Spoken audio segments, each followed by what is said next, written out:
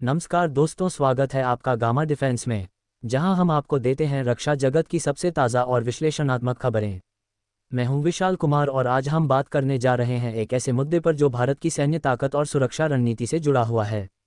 क्या भारत रूस का Su-57 फाइटर जेट खरीदने पर विचार कर रहा है?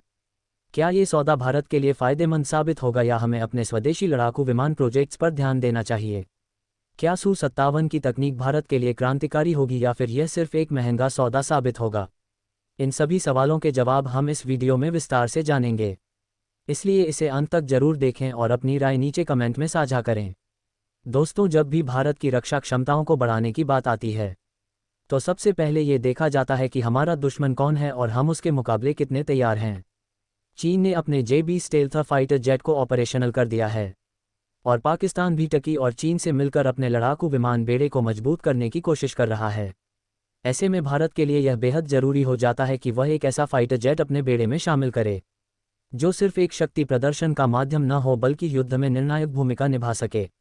रूस का Su-57 एक 5th generation stealth fighter jet है जिसे आधुनिक युद्ध क्षेत्र की ज़रूरतों को ध्यान में रखकर डिज़ाइन किया गया है। इसे PAC-FA प्रोजेक्ट के तहत विकसित किया गया और इसका पहला प्रोटोटाइप T-50 के नाम से सामने आया था। Su-57 को अमेरिका के F-22 रैप्टर और F-35 की टक्कर में खड़ा करने के लिए डिज़ाइन किया गया है। ये जेट न केवल सुपरक्रूज करने में सक्षम है बल्कि इसकी स्टेल्थ तकनीक इसे दुश्मन के रडार से छुपा सकती है।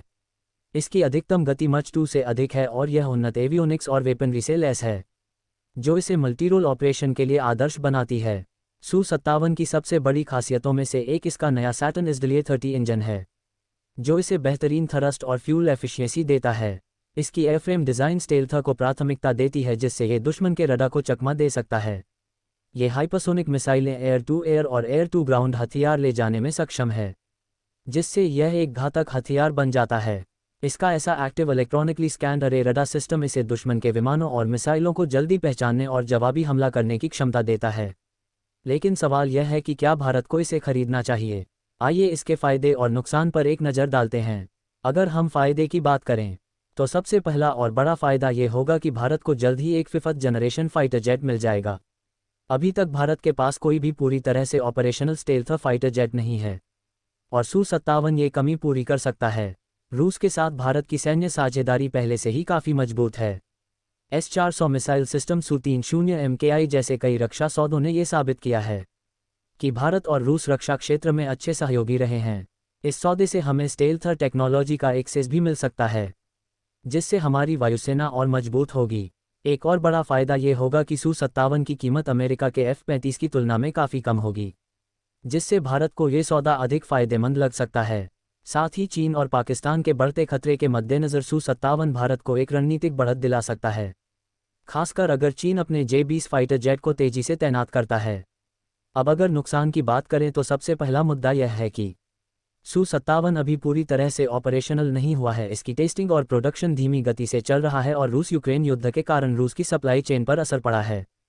दूसरा बड़ा सवाल यह है कि क्या रूस भारत को इस फाइटर जेट की पूरी टेक्नोलॉजी ट्रांसफ़र करेगा? अगर भारत को सिर्फ जेट खरीदना है लेकिन टेक्नोलॉजी नहीं मिलेगी तो हमें भविष्य में रूस पर ही निर्भर रहना पड़ेगा। इससे हमारे आत्मनिर्भर भारत अभियान को झटका लग सकता है। इसके अलावा अगर भारत इस फाइटर जेट को खरीदता है तो इसका असर हमारे स्वदेशी फाइटर जेट प्रोजेक्ट तेजस MK2 और अमका पर भी पड़ सकता है। भारत पहले से ही अपने 5th जनरेशन फाइटर पर काम कर रहा है और Su-57 खरीदने से इन प्रोजेक्ट्स की प्राथमिकता कम हो सकती है।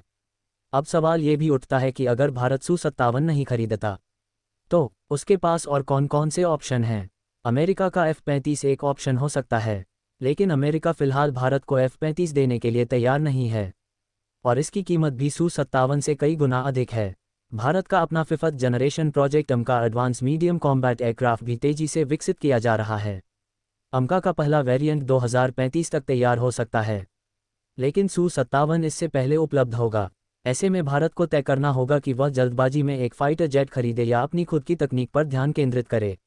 अब जानते हैं कि इस मुद्दे पर एक्सपर्ट्स क्या कहते हैं। कुछ विशेषज्ञों का मानना है कि भारत को Su-57 को सीमित संख्या में खरीदकर परीक्षण करना चाहिए ताकि हम इसकी क्षमताओं को परख सकें। वहीं कुछ विश्लेषकों का कहना है कि भारत को पूरी तरह स्वदेशी तकनीक पर फोकस करना चाहिए और अमका प्रोजेक्ट को प्राथमिकता देनी चाहिए। रूस से Su-57 खरीदने का सबसे बड़ा फायदा ये होगा कि हमें जल्दी एक फिफ्थ जनरेशन फाइटर जेट मिल सकता है, लेकिन अगर भारत पूरी तरह आत्मनिर्भर बनना चाहता है तो उसे अपने फाइटर जेट प्रोजेक्ट्स को आगे बढ़ाना चाहिए। तो क्या भारत Su-57 को खरीदेगा? इस पर अभी तक भारत सरकार ने कोई आधिकारिक बयान नहीं दिया है। हालांकि डिफेंस एक्सपर्ट्स का मानना है कि अगर भारत को जल्द ही फिफ्थ जनरेशन फाइटर जेट चाहिए तो वह Su-57 पर विचार कर सकता है। लेकिन अगर भारत लंबी अवधि की योजना बनाना चाहता है तो उसे अपने स्वदेशी फाइटर प्रोजेक्ट अमका पर ध्यान देना होगा। भारत को अपने फ़ायदे नुकसान को ध्यान में रखकर निर्णय लेना होगा। अगर आपको यह वीडियो पसंद आया तो लाइक करें, शेयर करें और गामा डिफेंस को सब्सक्राइब करें। आपकी राय हमारे लिए बहुत महत्वपूर्ण है, तो नीचे कमेंट में बताएं कि आपको क्या लगता है, भारत को Su-57 खरीदना चाहिए या नहीं। मिलते हैं अगले वीडियो में, तब तक के लिए जय हिंद।